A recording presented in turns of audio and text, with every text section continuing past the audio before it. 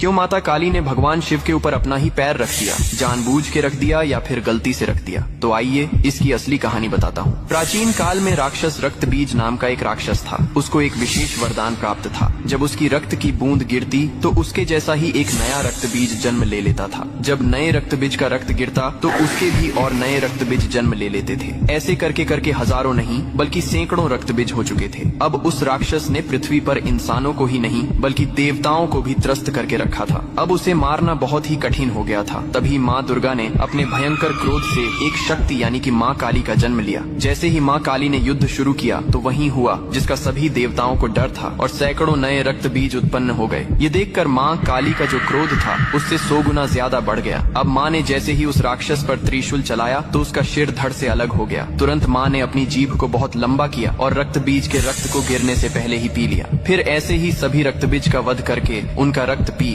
कर उनका क्रोध अब 100 गुना से 200 गुना बढ़ गया था। धरती कांपने लगी थी, समुद्र मथने लगे थे, देवता भयभीत होकर इधर उधर भागने लगे थे। तब देवताओं ने भगवान शिव से प्रार्थना की, हे महादेव, आप ही माता काली के संताप को शांत कर सकते हैं। शिव ने देवताओं की पुकार सुनी और माँ काली के सामने युद्ध भूमि में पहुंच गए। लेकिन माँ अपने तांडव में इतनी लीन थीं कि उन्होंने शिव को भी नहीं देखा। तभी भगवान शिव ने स्वयं माता के चरणों में लेट गए। जैसे ही माँ काली का पैर अनजाने में शिव के सीने पर पड़ा, तुरंत उनका क्रोध शांत हो गया। उन्होंने नीचे देखा तो अपने प्रिय पति शिव थे। यह देखकर उनकी जीभ शर्मिंदगी से बाहर निकल आई। इसके बाद शिव ने मुस्कुराते हुए कहा, हे माँ, तुम्हारा यह रूप सृष्टि के संतुलन के लिए था, लेकिन यह रूप अब धरती पर बहुत धाम धूम से पूजा जाएगा। यही कारण है कि तस्वीर में और मूर्तियों में माँ काली को शिवजी पर खड़े हुए दिखाया जाता है।